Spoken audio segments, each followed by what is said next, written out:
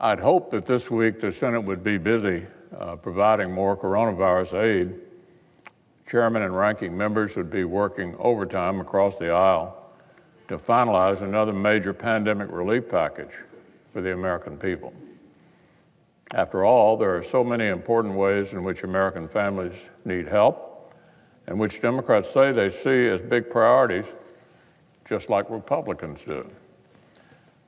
Priorities like continuing a federal add-on to unemployment insurance, more tools for schools to safely reopen, more access to testing and diagnostics, more resources to develop vaccines and treatments, a new round of checks to put cash in families' hands ASAP, another round of the hugely successful Paycheck Protection Program that small businesses have relied on, which was left out of the Democrats' proposal.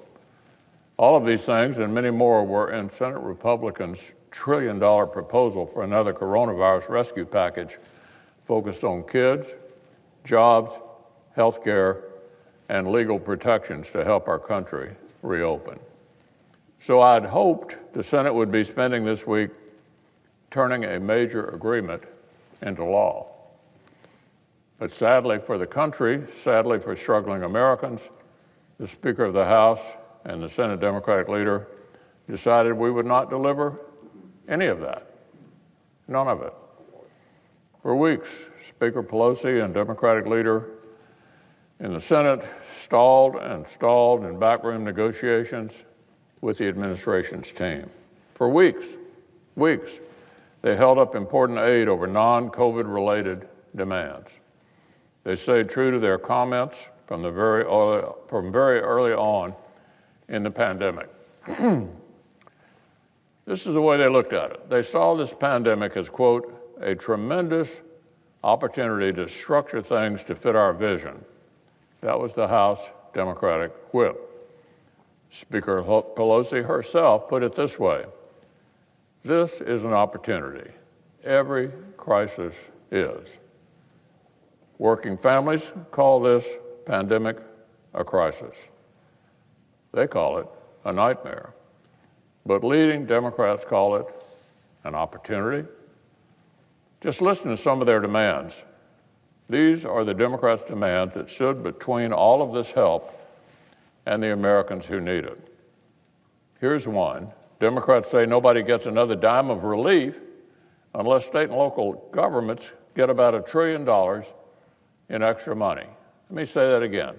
Democrats are saying nobody gets another dime of relief unless state and local governments get $1 trillion in extra money. Let's put a few facts on the table. Number one, state and local governments have only spent about one-fourth of the huge sums we sent them back in the springtime, $150 billion. Number two, the economists who calculated the likely COVID-related shortfalls for state and local governments have mostly produced estimates that are entire multiples less than what Democrats are demanding.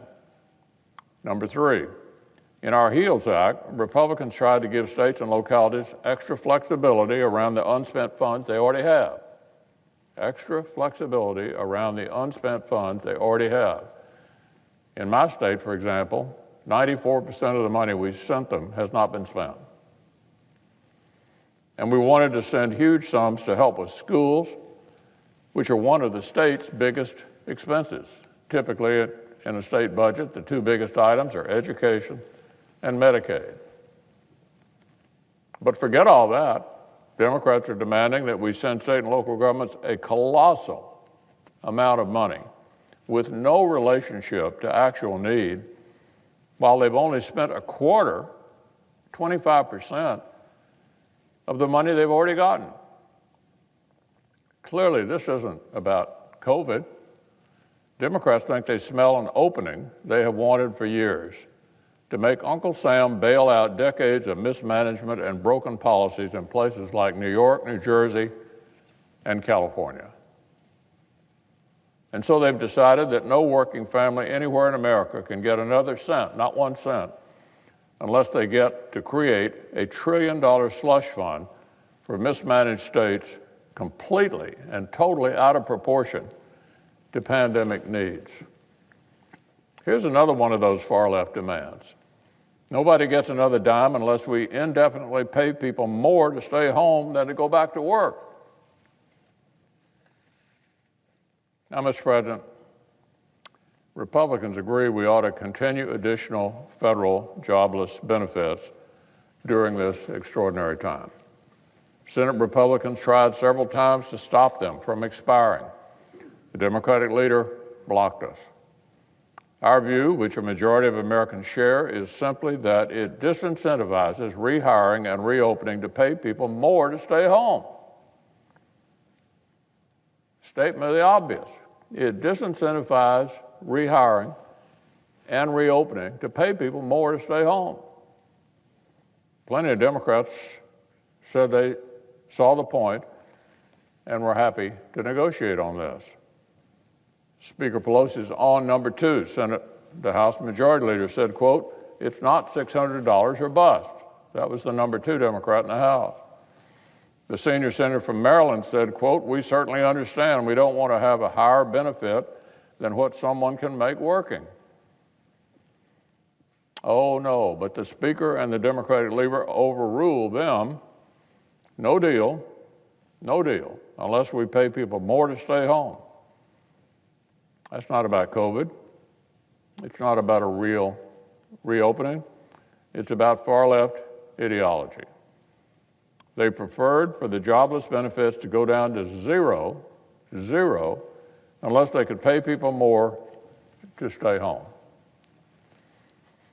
Does anyone in this country really believe that relief for Americans should be totally contingent on bailing out states for mismanagement that predated the pandemic by decades? Does anyone really think it was better for jobless benefits to completely expire unless we pay people more not to work? And does anyone really think that Congress should walk away from countless subjects where a bipartisan agreement should be possible over these fringe positions? Do Americans think Democrats should walk away from school funding, testing, cash to households, preventing a spike in seniors' Medicare premiums, legal reform, and more over this? I think almost every family in America would answer these questions the same way. But unfortunately, Speaker Pelosi and the Democratic leader have answered them the opposite way. They think they have political leverage over the President of the United States, and so they're willing to personally increase the pain for vulnerable families unless they get their way on matters not related to COVID. Republicans wanted to agree on the things we could agree to. Democrats said, our way or the highway.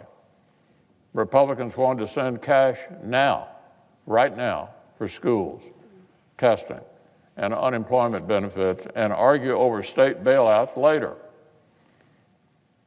Democrats said nobody gets a penny unless Texas and Florida bail out New Jersey.